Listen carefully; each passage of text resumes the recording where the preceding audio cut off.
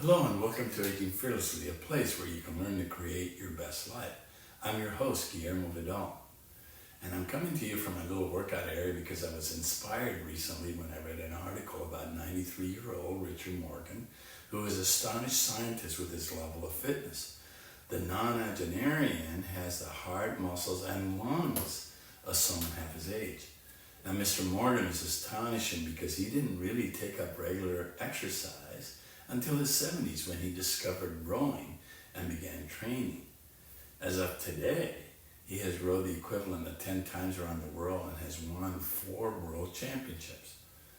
He's a perfect example of what the human body could do at any age, and his courage and commitment to do this shows the mindset that is needed to age fearlessly. But you don't earn admission to this fountain of youth that he's in by just getting fit. There are other requirements. But first, let me point out to you that living in the fountain of youth is not about looking younger. It is about living without limits. Cosmetic surgery, for example, may offer an immediate illusion of youth, but is only temporary. As you get older, these cosmetic measures will make you look like someone who's trying too hard to look young if you don't work on the other things I'm about to mention. But if you are contemplating major cosmetic treatment, remember this: in the real fountain of youth, your natural beauty is a prized possession.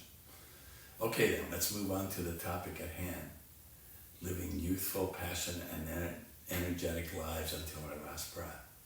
So the following are the 5 things I believe get you admission into this coveted fountain. Number 1, use it or you will lose it. As Richard Morgan teaches us by his example, you can regain a modicum of fitness if you adopt a fitness regimen that makes you then commit to it. This is important because we already know that our muscles, ligaments, tendons, and organs will atrophy if we don't use them. Think of owning a sports car that sits in your garage. Like your body, a sports car is a fine-tuned machine that must run regular to keep operating with high precision. If it just sits there and does nothing in the garage, eventually it won't run very well either. It'll get out of tune and break down. Now, no one is saying here that you must adopt an exercise regimen that will make you a world champion. You simply need to do some exercise that will move your bones and muscles and give your heart and lungs some aerobic workout. Start small, like a walk, but commit to doing it at least 3 times a week.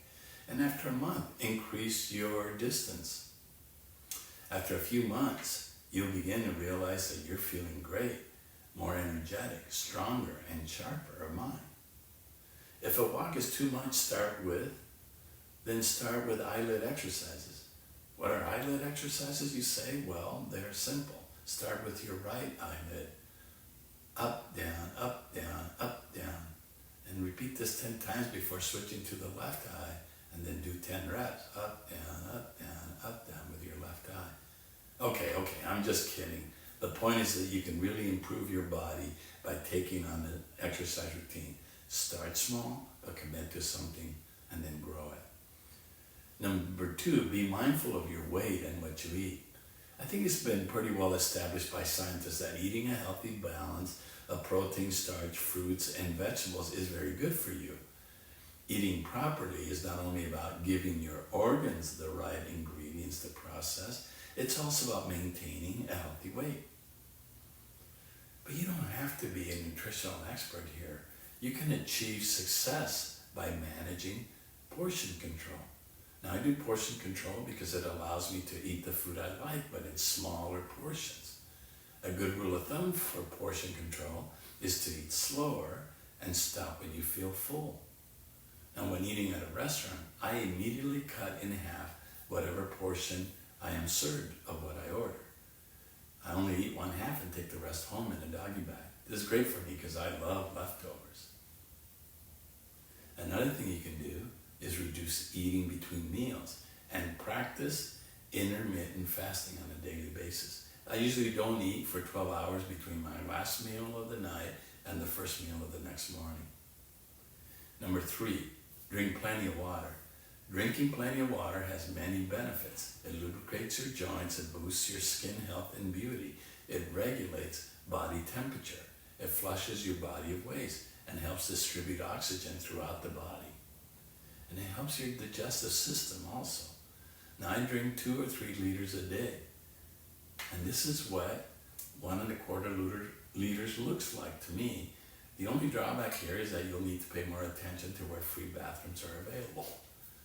Number 4, don't poison your body with excessive use of drugs and alcohol. Now my life partner Desiree says that there's nothing wrong with the occasional mini binge of alcohol and gummy bears. And I get it. Some people enjoy a moderate use of alcohol and legal drugs without it affecting their bodies in a negative way. But you do need to be well informed about the effect drugs and alcohol have on your body, especially in large quantities. Overusing drugs and alcohol can cause digestive, lung, and heart problems. They can affect your sexual function and periods and disrupt your brain functions. And this overuse can also become an addiction and cause many mental health problems. Ultimately, this overuse can disrupt your body's rational functions as your personal pharmacy that keeps you sane and healthy. You cannot find the fountain of youth while under curse of excessive alcohol and drug abuse. Number 5, don't poison your mind with what you read or watch. A big part of staying young has to do with what you feed your brain. And research shows that practices that calm the mind, such as meditation, can actually reduce aging of your brain and body. I meditate twice for 20 minutes a day. Now, this is so because calming the mind reduces stress. By the same token, you can add stress to your life that offers negative thoughts and feelings. For me, the 24-hour TV news cycle creates this kind of stress. This is because media organizations believe that triggering fear and anger in their viewers is good for their business. I suggest that you find a way to stay informed, but avoid watching TV news altogether. The same goes for watching violent and horror movies programs. Those used to be my favorite, but I discovered that the theme of these shows can leave me believing that the world's a dangerous place and that evil is more powerful than good. Feed your mind things that inspire positive feelings and thoughts. The rest you can do without. Now let me conclude by saying the fountain of youth is more than your looks. It is your mind, your talents, the creativity you bring to your life, and the lives of the people around you and the positive feelings you inspire in others. When you're operating well on all these cylinders, you will truly have defeated age. The 5 things I'm suggesting in this program will help you create that kind of life.